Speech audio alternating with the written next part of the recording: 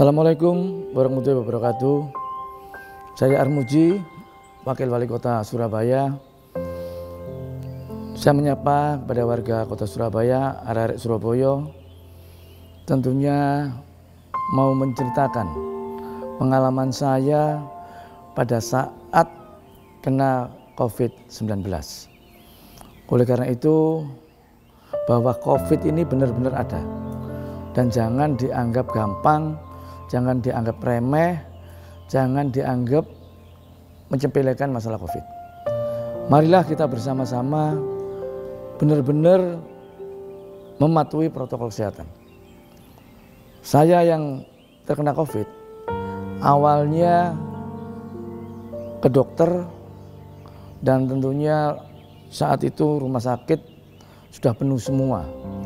Saya disarankan untuk di rumah, isolasi di rumah, dan dikasih obat.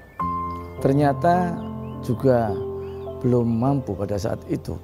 Saya pergi lagi ke dokter, difoto ronsen lagi, ternyata sudah banyak flek putihnya. Maka mau tidak mau, saya disarankan untuk datang ke rumah sakit dan mendapatkan satu rekomendasi, ada rumah sakit yang kebetulan kamarnya masih ada. Salah satu rumah sakit swasta di sana. 3 hari saya di sana. Sampai saya dikasih yang namanya plasma untuk bisa paling tidak mempertahankan imun saya. Tetapi juga belum bisa. Karena apa? Karena yang diserang itu adalah paru-paru.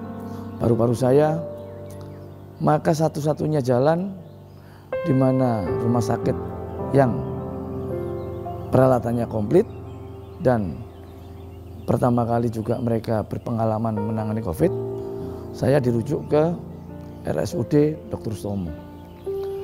Di sana saya langsung masuk di ruang ICU, di ruang RIK 1, disitulah tempat para penyandang COVID yang gawat, yang sudah sangat-sangat benar-benar perlu penanganan khusus dan peralatan khusus. Saya di sana benar-benar dikasih yang namanya alat. Pertama dikasih ventilator.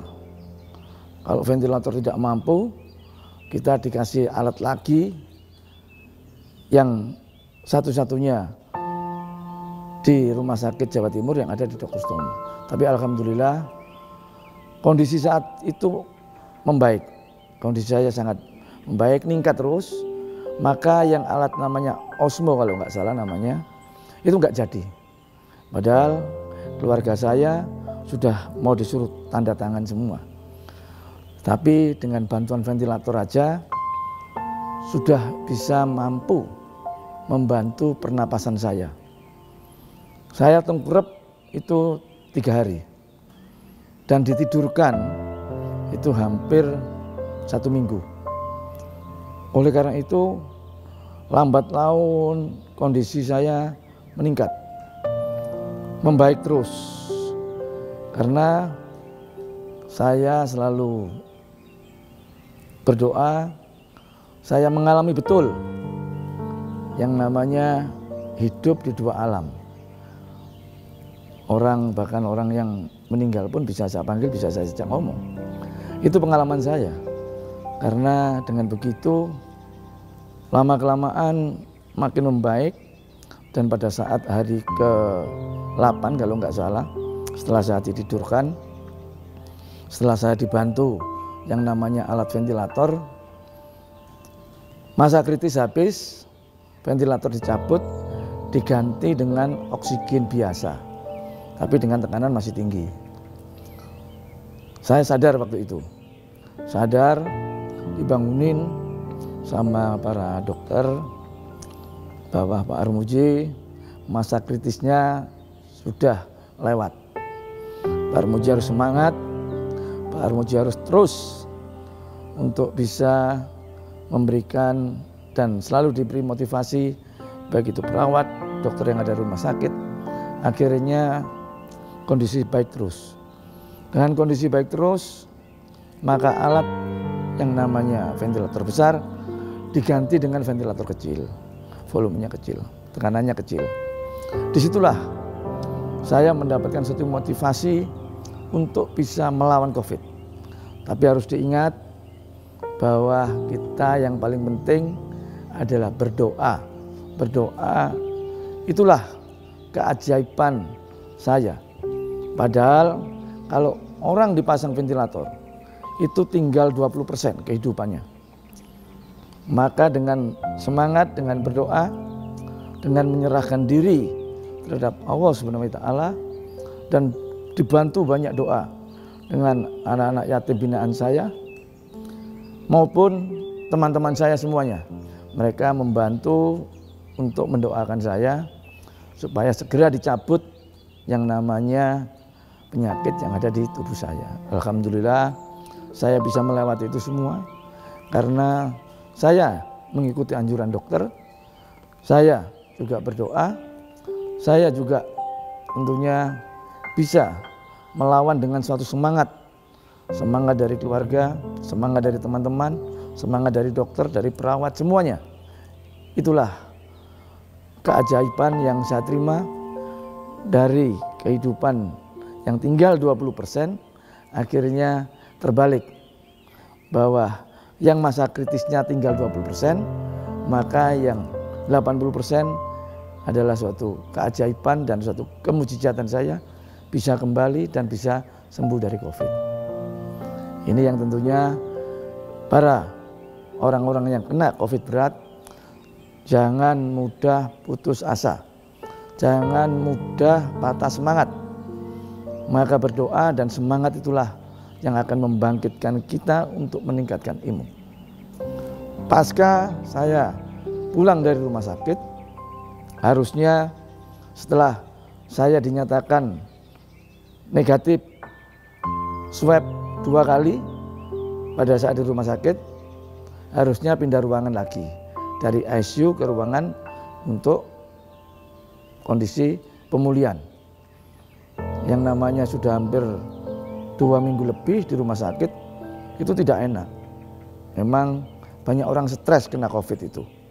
Kenapa? Karena tidak bisa disambangi, mereka sendirian, dan satu-satunya yang bisa memberikan satu semangat adalah dokter sama perawat. Telepon pada saat itu tidak boleh kita pegang. Karena apa? Supaya kita tidak bisa membaca berita-berita sosmed, tidak bisa membaca berita-berita yang aneh-aneh. Nah itulah. Tapi setelah 80% dianggap baik, saya boleh dinyatakan pegang HP. HP pun itu untuk keluarga, HP komunikasi keluarga, bukan untuk HP yang keluar. Saya tetap begitu dinyatakan negatif 2 kali swab, saya minta pulang. Sebenarnya harusnya 1 minggu saya pindah dari ruang ICU ke ruang pemulihan, itu pun 1 minggu. Saya ngomong sama dokter, kalau saya di rumah sakit terus saya bisa stres. Insya Allah saya kalau di rumah akan terapi, akan memanggil daripada orang-orang yang bisa membantu saya, baik itu pernapasan, pemulihan fisik, maupun memberi semangat yang lainnya. Dan makan pun kalau di rumah kan enak ya, dekat dengan keluarga dan semuanya. Dengan begitu, setelah di rumah, sebenarnya dokter tidak boleh mengizinkan saya untuk pulang, itu khawatir. Tapi saya yakinkan, sudah dok, semua kita pasrahkan kepada Gusti Allah. Kalau kita memang nanti jalan kita itu baik, awalnya kita baik juga, tentunya kita tidak akan mengalami kesulitan di rumah. Akhirnya saya diizinkan, jam 11 malam saya keluar dari rumah sakit. Apa yang disarankan dokter, di rumah harus ada persediaan oksigen, harus ada alat ukur untuk bisa mengetahui kondisi badan kita, itu saya penuhi semua. Akhirnya jam 11 malam saya pulang, dijemput sama keluarga, dan akhirnya memang betul di rumah pun juga harus di kursi roda. Kita enggak pulang itu, kita waktu berdiri mau jalan itu enggak kuat, napas masih ngos-ngosan, masih tersengal-sengal. Tetapi begitu pulang ke rumah ada semangat, makan banyak, tiap hari makan banyak. Akhirnya kondisi saya makin hari makin membaik. Terus saya terapi Masih pakai kursi roda terapi, kita panggil orang dari dokter stomo, dari fisioterapi panggil. Kita diajari napas, diajari olahraga. Awal terapi itu 2 hari kemudian saya jalan dari sana ke sana aja masih ngos-ngosan, nggak bisa. Terus akhirnya sampai 5 hari kondisi prima, saya jalan sudah keluar meskipun masih dituntun. Disitulah saya mempunyai tekad, karena saya juga senang olahraga. Tiap pagi saya senam, tiap pagi saya bisa lari pagi, meskipun dalam lingkungan komplek perumahan aja. Saya meningkat, bisa goes lagi, meskipun masih dalam lingkungan perumahan, paling tidak 2-3 kilo saya mampu untuk naik sepeda, dan itu pun sudah tidak goyang-goyang lagi. Terus makin hari makin meningkat. Makanya teman-teman yang lama harus benar-benar mereka mau olahraga, mau berjemur, meskipun badan kita lebih hitam lagi nggak apa-apa. Di masa pandemi ini nggak peduli badan kita hitam, tetapi kita perlu sehat. Oleh karena itu, bagi yang sudah pulang ke rumah, jangan segan olahraga. Olahraga yang tentunya olahraga pernapasan dan olahraga fisik. Fisik untuk mengembalikan otot-otot kita yang lemah, pernapasan untuk bisa mengembangkan dan menahan rasa di dalam kita ini benar-benar berfungsi dengan normal. Itu yang saya lakukan. Oleh karena itu sekarang aja saya lari bisa 3 kilo. Sepedaan ini bisa 30 kilo sekarang. Dengan kecepatan rata-rata 30. Ini yang sudah kita lakukan. Dan tadi pagi saya ke kantor naik sepeda. Saya taruh di rumah dinas, baru ganti baju. Dan itu akan saya lakukan setiap Senin, Rebo, Jumat. Dari rumah kita naik sepeda, pulang juga gitu. Dan inilah yang saya lakukan. Jadi pengembalian, pemulihan kembali fisik saya, ini dikatakan sama para dokter sangat cepat. Sangat cepat, luar biasa. Karena penderita COVID yang cukup berat, ini lama. Minimal mereka itu 3 bulan baru bisa pulih. Saya baru 1 bulan sudah bisa pulih kembali. Dan bisa melakukan olahraga yang cukup jauh. Bayangin, 30 kilo saya sudah bisa naik sepeda. Lari 3 kilo saya sudah bisa. Tiap hari saya lakukan. Yang rutin adalah senam pagi. Saya lakukan selama 30 menit. Dan itu untuk vitamin. Vitamin saya tidak mengonsumsi suplemen. Tapi vitamin buah, sayur, yang segar-segar. Itu yang saya konsumsi. Karena apa? Itu bagus daripada suplemen. Karena apa? Karena masih fresh, masih segar. Dan itu bisa menambah daya tubuh kita, menambah imun kita, baik itu yang vitamin C, vitamin A yang dari buah misalnya, dari sayur, dari daging, itu saya konsumsi, dari ikan, selalu saya jaga. Oleh karena itu, bagi penderita COVID yang sudah pulang ke rumah, jangan tidak pernah berolahraga, jangan malas-malasan, harus giat olahraga supaya terjaga tubuh kita sehat dan imun kita meningkat. Oleh karena itu, saya waktu di rumah sakit sudah berjanji sama para perawat. Ada perawat banyak yang kena COVID juga. Dia menyampaikan, nanti kalau Pak Armuji memang bisa mendonorkan plasmanya, itu berguna bagi semuanya. Oh, saya berjanji waktu itu. Begitu sembuh, saya akan mendonorkan plasma saya. Saya bilang nanti kalau sudah pelantikan, saya akan datang ke PMI untuk berkoordinasi. Kemarin sudah saya lakukan. Saya datang ke PMI supaya dicek kesehatan saya, supaya nanti bisa meneruskan niat baik saya untuk mendonorkan plasma saya. Dan kemarin saya sudah ditelepon, kalau kesehatan, kalau masalah yang lain cukup baik. Cuma karena belum 3 bulan dan saya pernah menerima transfusi plasma, maka disarankan nanti setelah 3 bulan baru Pak Armuji bisa langsung untuk diambil plasmanya. Sama dengan kita tidak bisa diimun sekarang ini karena belum 3 bulan. Kalau sudah 3 bulan berarti saya juga harus bisa menjalani imun lagi. Nah, inilah yang tentunya selama ini saya lakukan. Teman-teman juga begitu yang kena COVID, tolonglah kita dengan adanya pandemi ini untuk benar-benar kita mau mendonorkan plasma kita, dan itu pun tidak sakit. Jadi ambil sedikit, dicoba itu, dites itu juga nggak sakit kok. Jadi nggak usah takut-takut. bahwa itu pun tidak berbahaya. Plasma donor yang dilakukan oleh semua orang ini adalah kegiatan sosial yang cukup baik. Dan ini membantu sesama kita untuk paling tidak plasma ini bisa meningkatkan ilmu. Karena yang namanya COVID ini belum ada obatnya. Sekali lagi, COVID ini belum ada obatnya. Obatnya adalah kita menjaga yang namanya protokol kesehatan, cuci tangan, pakai masker, gitu, dan tentunya jaga jarak harus kita lakukan. Itu baru obatnya untuk mengantisipasi, untuk bisa mengurangi, meminimalkan daripada penyebaran COVID.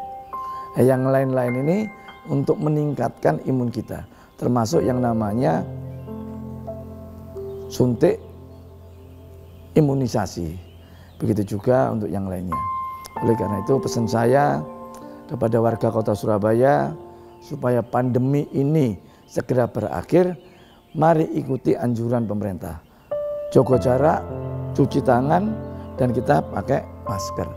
Kalau itu dilakukan oleh warga kota, pemerintah kota akan yakin bahwa COVID di Surabaya sekarang ini akan mereda, dan akhirnya insya Allah menjadi zona hijau.